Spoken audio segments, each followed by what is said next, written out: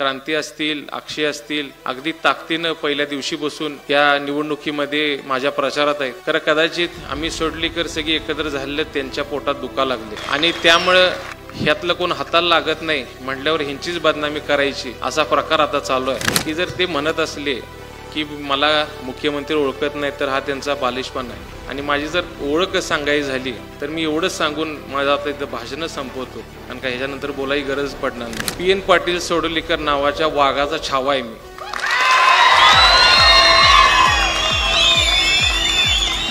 आणि माझी काय ओळख आहे हे उद्याच्या 23 तारखेला ही करवीरची जनताच त्यांना सांगणार आहे.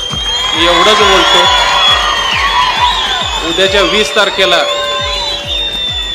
हात या चिन्हासमोरचं बटन दाबून ज्या पद्धतीनं आपण सर्वांनी PN साहेबांना मताधिक्य आपल्या गावातून आपल्या मतदारसंघातून स्पेशियस, लक्झुरियस सगळं मिळेल अगदी मनासारखं. बटू बिल्डर्स यांचा नवीन गृहप्रकल्प गृहलक्ष्मी रचना. अर्थातच PN साहेबांची जागा घेण्याचा हा प्रयत्न आहे. खरं ह्या जागेला उभा राहत असताना ही जी जबाबदारी आपण सर्वांनी मला दिली आहे त्याची मला निश्चितपणे ह्या 4.5-5 वर्षामध्ये अधिक जाणीव झाली. गेल्या ह्या सगळ्या महिन्यांमध्ये आपल्या मतदारसंघातल्या प्रत्येक गावात मी गेलोय. माझ्या मतेनं आपल्याही गावात मी 3-4 वेळा दौऱ्यासाठी आलोय. खरं हे सगळं करत असताना काही गोष्टींकडे सुद्धा आपण बघितलं पाहिजे. खास करून ह्या 2.5-3 वर्षामध्ये ह्या महायुतीच्या सरकारनं ज्या काय भानगडी केल्यात, ज्या काय चुकीच्या गोष्टी केल्यात त्याकडे सुद्धा आपण लक्ष दिलं पाहिजे. आज बेरोजगारीचा आपल्या राज्यामध्ये फार मोठा विषय आहे. गेल्या 2.5-3 वर्षामध्ये जर आपण बघितलं असलं नवीन कुठलेही उद्योगधंदे आपल्या राज्यामध्ये आलेले नाही आहेत. उलट्या आपल्या राज्यातले काही धंदे शेजारच्या राज्यामध्ये चाललेत. महिलांच्या सुरक्षेचा विषय,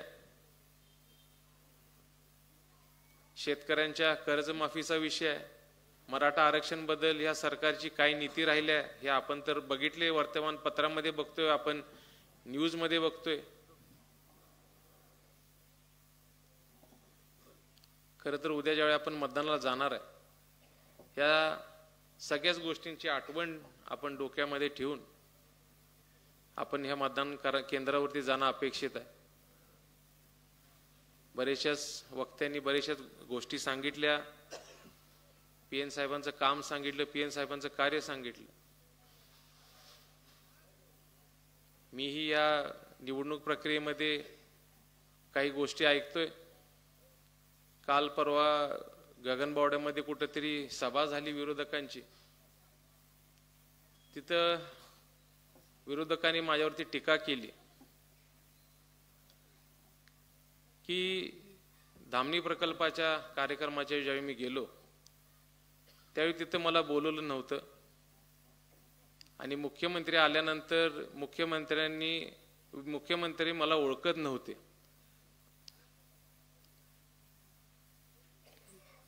कदाचित त्यांना माहित नाही की PN साहेब ज्यावेळी दवाखान्यात ऍडमिट होते त्यावेळी हेच मुख्यमंत्री होते ज्यांनी मला फोन करून PN साहेबांच्या तब्येतीची विचारपूस केली होती. ह्याच मुख्यमंत्र्यांनी एक शासकीय अधिकारी मुंबईवरून पाठवले होते.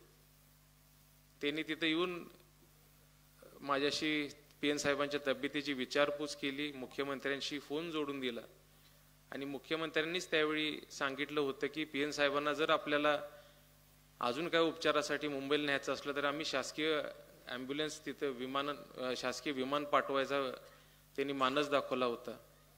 हे वृत्तमानपत्रामध्ये सुद्धा हे आलं होतं.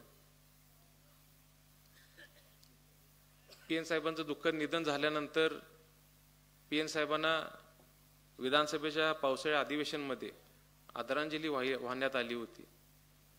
त्या कार्यक्रमासाठी मला आणि राजदादांना बोललं गेलं होतं. तिथं गेल्यानंतर आदरांजली वाहण्याचा जो कार्यक्रम झाला त्यानंतर आम्ही उपस्थित सर्वांनाच महाविकास आघाडीच्या सर्व नेत्यांना भेटलो.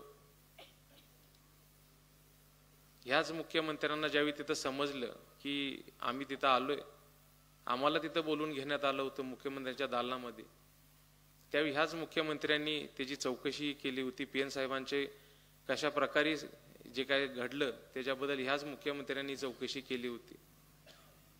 सांगायचं तात्पर्य असं आहे की खोटं बोलायचं आणि किती खोटं बोलायचं ह्याची लिमिटच त्यांची नाही आहे.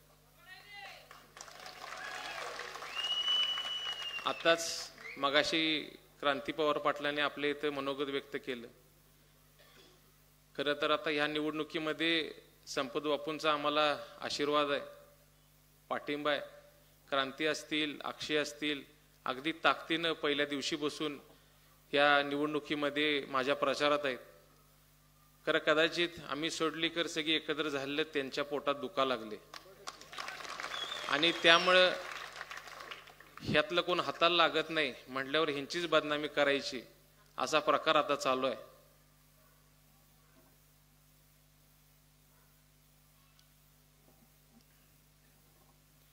बोलण्याचा तात्पर्य एवढाच आहे की जर ते म्हणत असले की मला मुख्यमंत्री ओळखत नाही तर हा त्यांचा बालिशपणा आहे.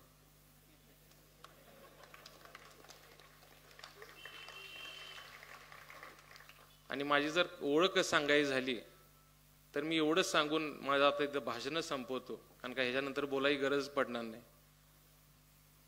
PN पाटील सोडलीकर नावाच्या वाघाचा छावा आहे मी.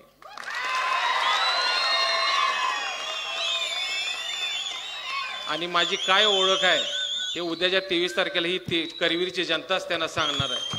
मी एवढंच बोलतो. उद्याच्या 20 तारखेला हात या चिन्हासमोरचं बटन दाबून ज्या पद्धतीनं आपण सर्वांनी PN साहेबांना मताधिक्य आपल्या गावातून आपल्या मतदारसंघातून दिलं होतं, तेच मताधिक्य देऊन PN साहेबांच्या सारखंच आपली सेवा करायची मला संधी द्या. आणि ह्या 4 दिवसासाठी आपण माझ्यासाठी राहावा, पुढचं पूर्ण आयुष्य मी आपल्यासाठी राहणार आहे. एवढंच बोलतो आणि थांबतो. जय हिंद, जय महाराष्ट्र. धन्यवाद. अशाच नवनवीन अपडेट पाहण्यासाठी आमच्या KK न्यूज चॅनेलला सबस्क्राईब करा.